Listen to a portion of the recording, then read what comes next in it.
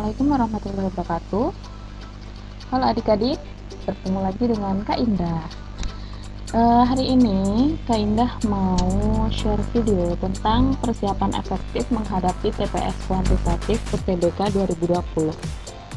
Mungkin beberapa adik-adik sampai sekarang masih bingung, masih belum kekumpul semangatnya, padahal UTBK udah di depan mata, udah beberapa hari lagi, tinggal beberapa hari lagi. Jadi di sini Kak Indah ingin sharing, siapa tahu setelah ada video dari Kak Indah, adik-adik jadi tambah semangat belajar.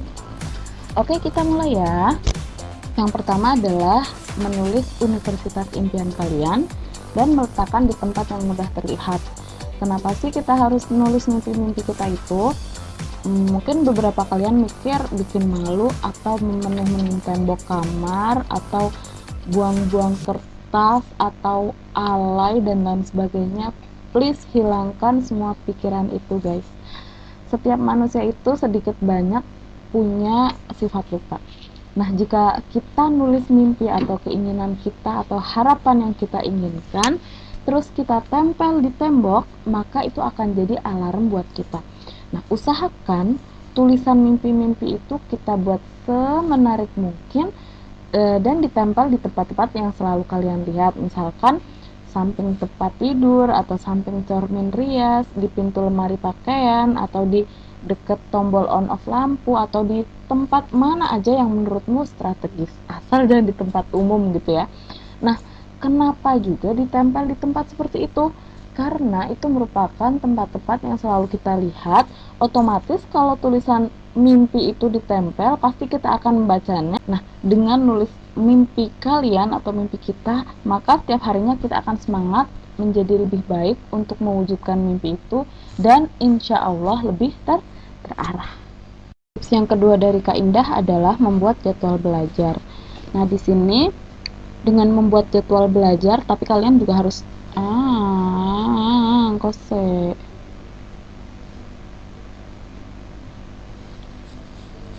Yang kedua tips dari Kak Indah adalah membuat jadwal belajar. Misalkan gini nih guys, Senin, karena UTBK tahun kalian ini adalah PTS ya, which is ada matematika, bahasa Inggris, dan bahasa Indonesia. Jadi misalkan kalian buat jadwal nih, hari Senin matematika, hari Selasa bahasa Inggris, hari Rabu bahasa Indonesia, dan berulang. Nanti kalian juga jangan lupa ada istirahatnya, misalkan satu hari Minggu kalian istirahat kayak gitu. Nah, setelah kalian buat jadwal belajar, kalian harus konsekuen dengan jadwal yang kalian buat. Nah, gimana cara konsekuen dengan jadwal kita? Kalian bisa nerapin reward and punishment. Ketika dalam seminggu itu misalkan kalian bisa belajar sesuai dengan jadwal yang kalian buat, kalian bisa ngasih hadiah ke diri kalian. Misalkan, oh, karena minggu ini aku udah belajar nih, udah memenuhi janjiku untuk memenuhi jadwal belajar, aku bisa nonton drama Korea gitu misalkan. Nah, punishmentnya kebalikannya, kalau misalkan ada satu hari aja yang kalian tidak belajar, tidak sesuai dengan jadwal belajar yang kalian buat, kalian bakal sedekah misalkan kayak gitu. Itu tips kedua dari Kak Indah. Yang ketiga adalah mempelajari materi dengan efektif. Nah, di sini Kak Indah membagi 3. Yang pertama, belajar materi yang paling sering keluar. Di slide setelah ini nanti Kak Indah akan share persebaran soal UTBK dari tahun ke tahun. Jadi nanti adik-adik bisa melihat soal-soal apa aja yang paling sering keluar di PTS-PTS sebelumnya. Nah, yang kedua, yang paling mudah menurutmu. Kalian ingat, manusia itu punya sifat lupa.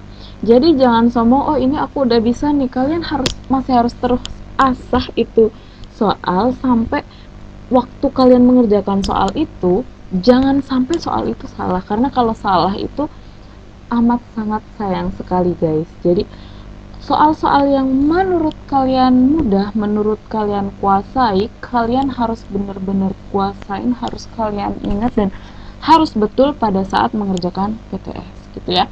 Nah, terus yang ketiga adalah kemungkinan soal-soal yang keluar. Jadi dari soal yang paling sering keluar nanti di persebaran soal itu ada beberapa soal yang mungkin oh tahun ini keluar, tahun ini enggak, tahun ini keluar gitu. Jadi kalian juga harus tetap pelajarin gitu ya.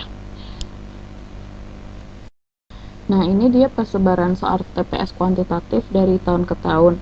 Kak Indah ngambil data ini dari sumbernya dari Zen News Education. Jadi ada beberapa materi untuk TPS kuantitatif. Yang pertama ada aritmatika dasar, kemudian verbal, pola gambar, pola barisan, dan seterusnya. Teman-teman bisa ngelihat di sini nih, kalau misalkan teman-teman mau ngelihat yang tahun 2019, kita bisa ngelihat paling banyak ini pola gambar. Berarti teman-teman mungkin bisa belajar soal-soal pola gambar lebih banyak. Nah, yang kedua paling banyak apa? Aritmatika dasar dan lain sebagainya. Nah, seterusnya kalau misalkan teman-teman mau lihat yang 3 tahunan, ini nih yang paling sering keluar ternyata pola gambar dan aritmatika dasar. Jadi adik-adik nanti bisa mempersiapkan soal-soal itu lebih banyak. Nah, ini juga nih selama 3 tahun berturut-turut pola barisan, logika analitik, logika proporsi, sebab akibat itu juga sering keluar. Jadi nanti adik-adik cari aja di Google, sekarang udah banyak juga kan soal-soal PTS, persiapan UTBK dan lain sebagainya gitu. Jadi pelajarin aja. Nah, ini contohnya pola gambar dan soal aritmatika dasar. Pola gambar, jadi ini ada titik, lingkaran, titik di dalam, 2 lingkaran, titik di luar, 3 lingkaran, titik di dalam. Berarti pola berikutnya adalah ini ya. Ini 4. Lingkaran 3 ini berarti lingkaran 4, titik di luar. Nah, yang aritmatika dasar contohnya seperti ini soalnya. Jadi aritmatika dasar itu matematika dasar yang mungkin adik-adik itu pasti udah dapet rumusnya di SD sampai SMA. Jadi nanti belajar aja. Mungkin kapan-kapan Kak Indah juga share video tentang soal-soal ini ya, insya Allah semoga Kak Indah bisa produktif menghasilkan video-video ini ya.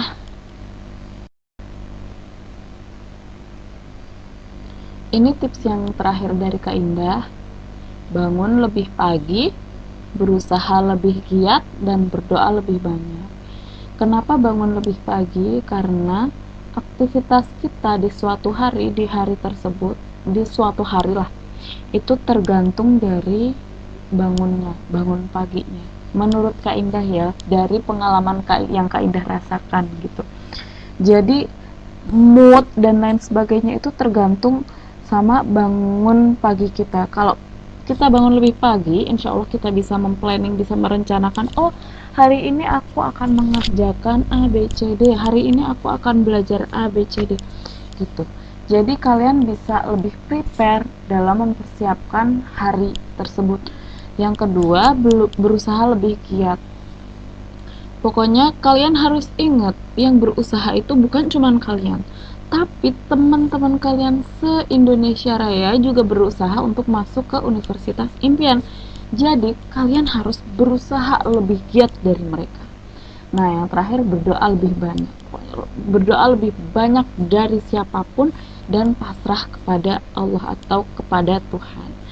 Ya, sekian video dari Kak Indah. Semoga teman-teman terus semangat untuk mengejar universitas impian.